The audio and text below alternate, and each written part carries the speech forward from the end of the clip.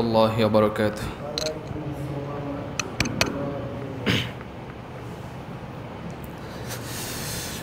إن الحمد لله الأكرم الذي خلق الإنسان وكرم وعلمه من البيان ما لم يعلم، فسبحان الذي لا يحصى امتنانه باللسان ولا بالقلم. نشهد أن لا إله إلا الله وحده لا شريك له، ونشهد أن سيدنا ومولانا محمدًا عبده ورسوله الذي أرسله بالحق بشيرا ونذيرا، وداعيا إلى الله بإذنه وسراجا وقمرا منيرا. فقد قال الله تعالى في كلامه المجيد وفرقانه الحميد: أعوذ بالله من الشيطان الرجيم. بسم الله الرحمن الرحيم.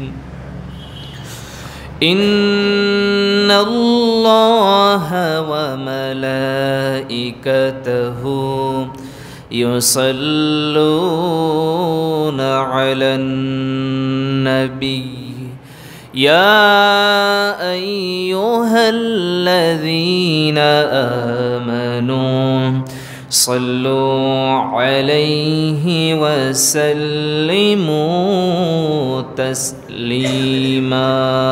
اللهم صل على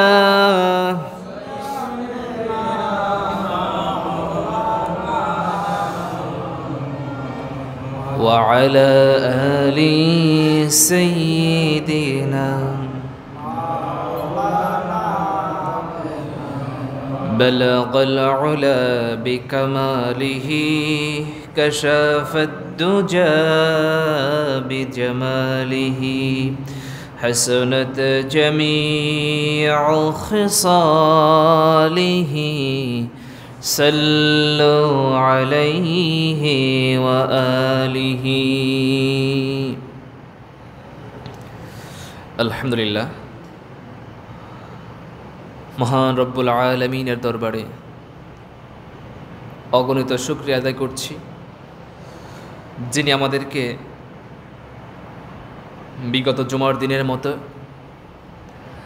আজকের এই জুমার দিনেও অসংখ্য লোকের মাঝ থেকে যাচাই করে বাছাই করে পবিত্র জুমার নামাজ আদায়ের লক্ষ্যে দুনিয়ার মাঝে সর্বশ্রেষ্ঠ জায়গা তথা মসজিদে আসার এবং বসার মতো তৌফিক দিলেন।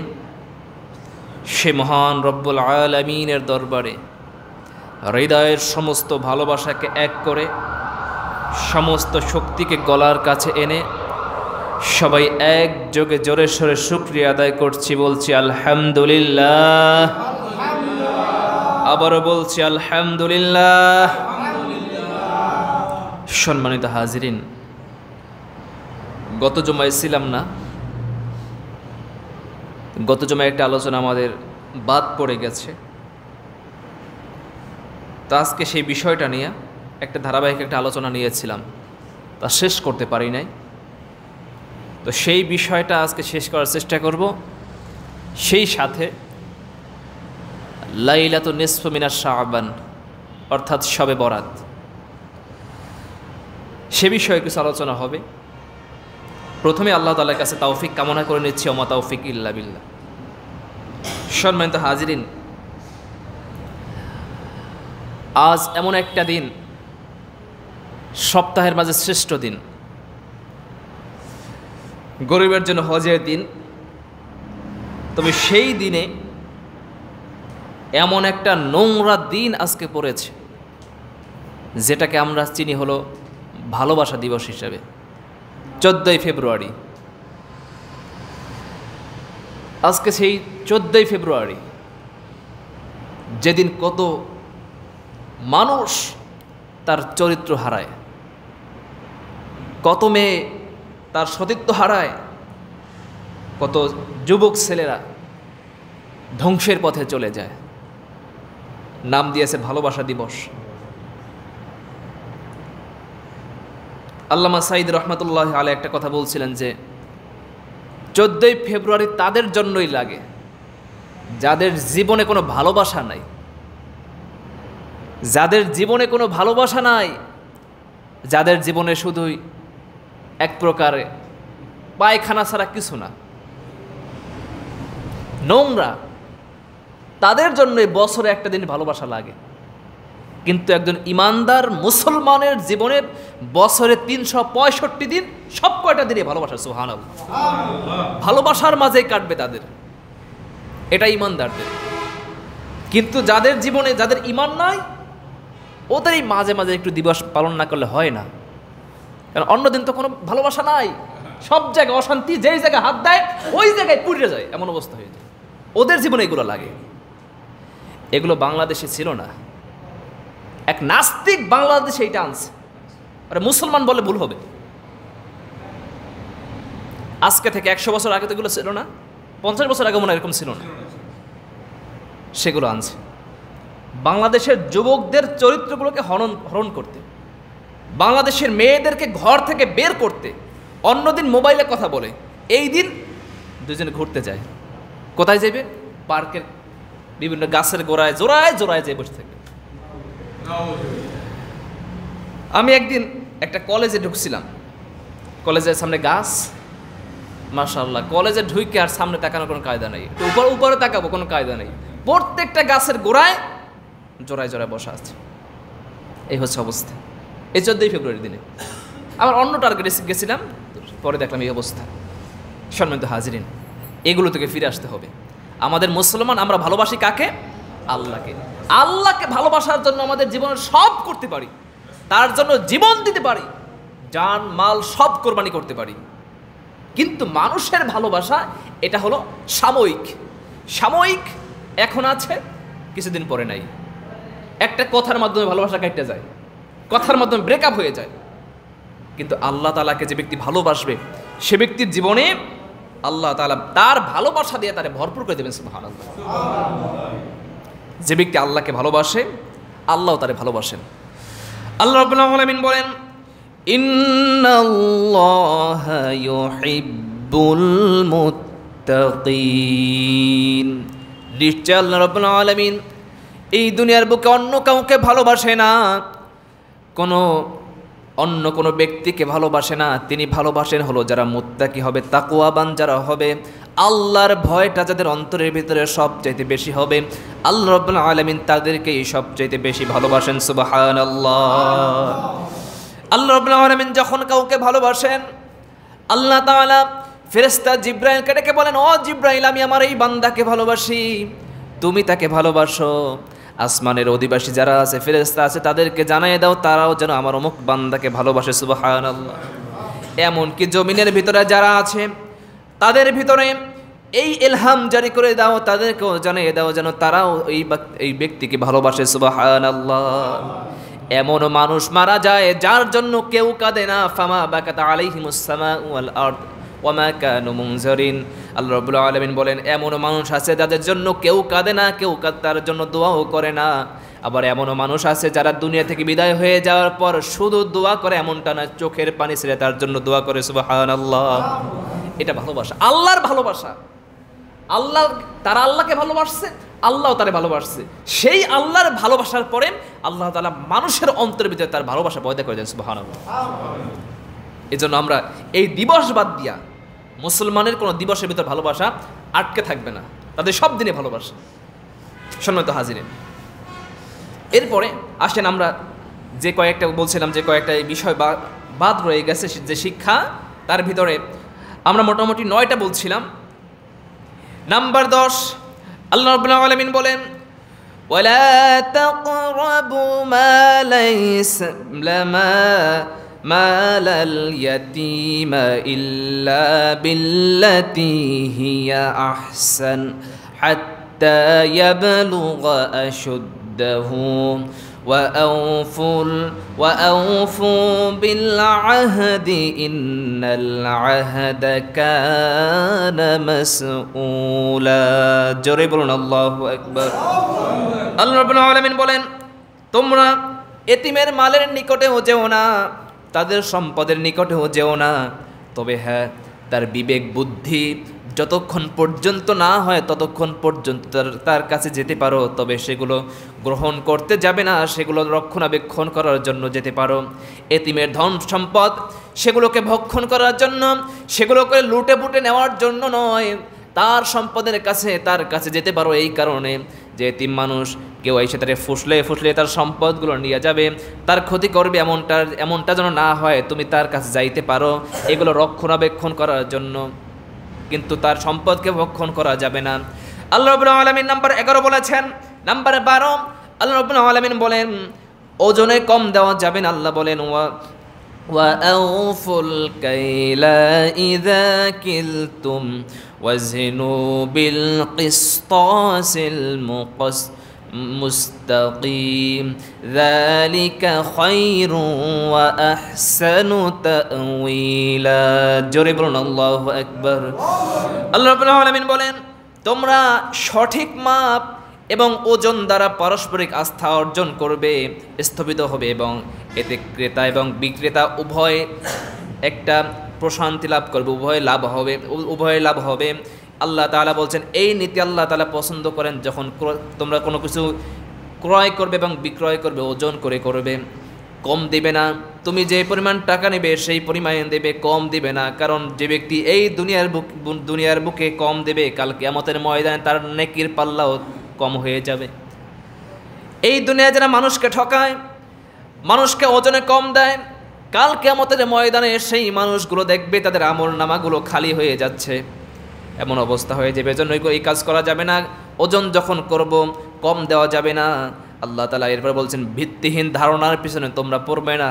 আল্লাহ রাব্বুল আলামিন বলেন ওয়ালা তাকফু মা লাইসা লাকা বিহি ইলমুন ইন্নাস সামআ ওয়াল বাসারা ওয়াল ফুয়াদা কুল্লু উলাইকা কানা আনহু মাসউলা। তোমরা এমন কোনো কিছুর পিছনে লেগো না যে বিষয়ে তোমরা পরিপূর্ণভাবে জানো না, যে বিষয় সম্পর্কে তোমার ধারণা নাই, এমন বিষয় নিয়ে কথা বলতে তুমি যাইও না। যে বিষয় জানো না সেগুলো ছেড়ে দাও।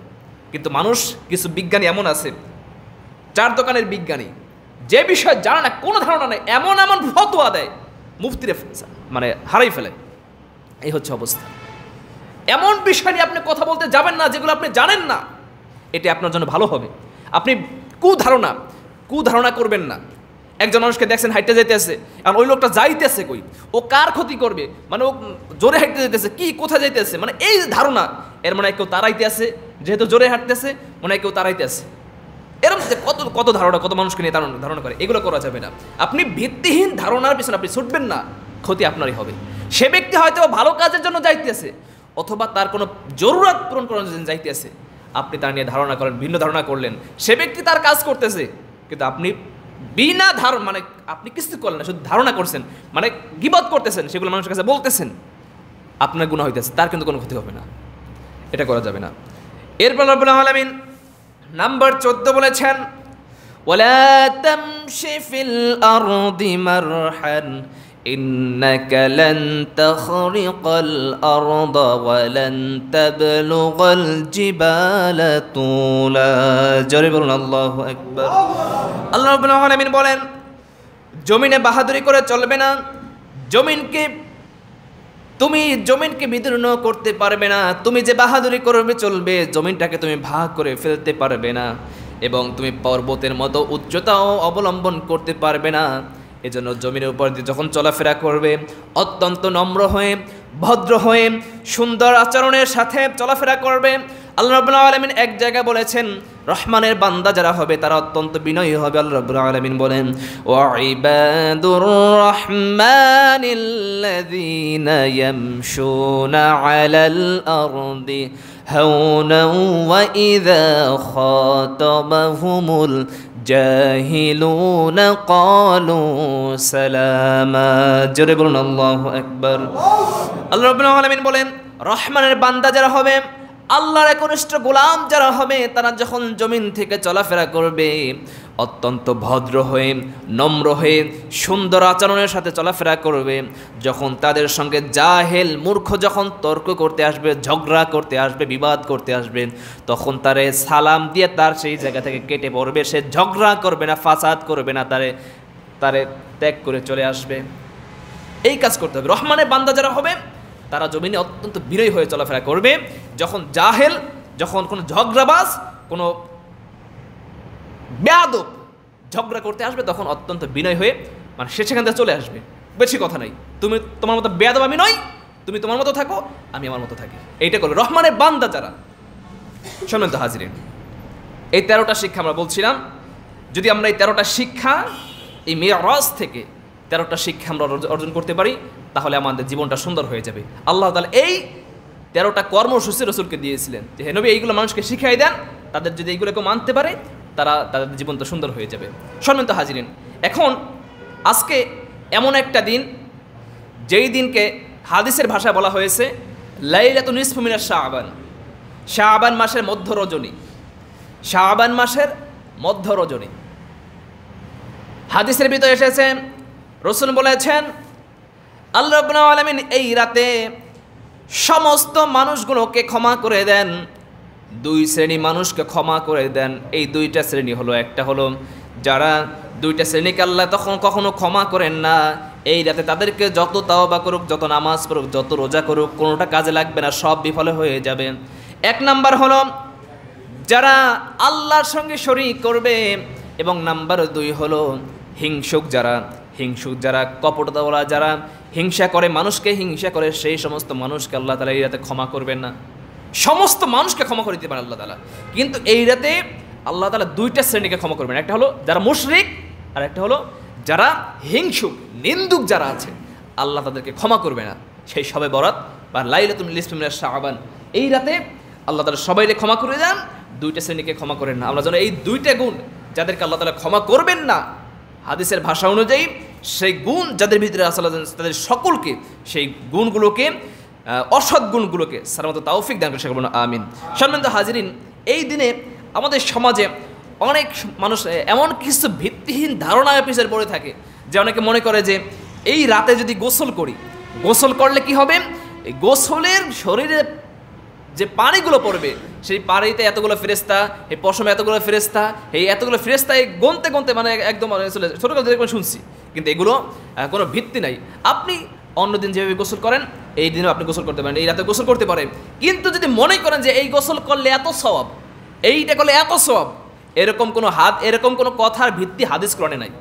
আপনি গোসল ফরজ হলে আপনি ফরজ গোসল করবেন। আপনার যদি গায়ে ময়লা লাগে, যদি দেখেন যে এটা আপনি ওযু করলে বা মোসাদের কাজ হবে, আপনি গোসল করেন, গোসল করতে পারেন। কিন্তু যদি মনে করেন যে এই রাতে গোসল করলে এত নেকি হবে, এত নেকি হবে, এত কিছু হবে, তাহলে এটা কিন্তু ভিত্তিহীন ধারণা। এটা এরকম কোনো কাজ রাসূল সাল্লাল্লাহু আলাইহি ওয়াসাল্লাম তিনি বলেন নাই বা করেন নাই, কিন্তু মানুষ এগুলো করে। আর এই দিনে অনেক মানুষ মনে করে হালুয়া রুটি খাইলে, রুটি পিঠা খাইলে এরকম অনেকে সওয়াব আছে, এরকম যদি মনে করে তাহলে সেই জায়গায় কিন্তু এটা ক্ষতি হবে। কিন্তু এটা রাসূল সাল্লাল্লাহু আলাইহি ওয়াসাল্লাম সওয়াবের কথা বলেন নাই। আর আপনার যদি মন চায় আপনি খাইতে পারেন, কিন্তু মনে করেন যে আমি এই খাইলে সওয়াব হবে, এইটা করলেই হবে, তখন আপনার এই জন্য ক্ষতি হতে পারে। কিন্তু আপনি অন্য দিনের মতো খাইতে পারেন, অন্য দিনে আপনি রুটি পিঠা খাইতে পারেন, তারপর হালুয়া খাইতে পারেন, এই দিন ওরকম খাইতে পারেন। কিন্তু যদি মনে করেন যে এই হালুয়া রুটিতে খাইলে সওয়াব হবে, এই মিষ্টি খাইলে সওয়াব হবে, এইটা করলে সওয়াব হবে, তখন এটা কিন্তু ঠিক হবে না, এটা বিদআতের ভিতরে চলে যাবে। এজন্য আমরা অন্য দিনে যেরকম করি এই দিনেও করতে পারি। তবে আপনি যদি আপনার ইবাদত করতে পারেন, এই যেহেতু আল্লাহ তাআলা এই রাতে সবাইকে ক্ষমা করেন, সেই শ্রেণীর ভিতরে যদি আমরা পড়তে পারি, বেশি করে ইবাদত করতে পারি, হয়তো আমরা লাভবান হতে পারি। এই জন্য আপনি বেশি বেশি নামাজ পড়েন, রোজা রাখেন, দিনের বেলা রোজা রাখেন, রাতের বেলা নামাজ পড়েন, ইনশাআল্লাহ ভাগ্যটা খুলে যাবে। আল্লাহর কাছে তাওবা করেন, আল্লাহ তাআলা ক্ষমা করে দেবেন। আল্লাহ তাআলা সকলকে সেই তৌফিক দান করুন। আমিন। ওয়া আখিরি দাওয়ানা আলহামদুলিল্লাহি রাব্বিল আলামিন।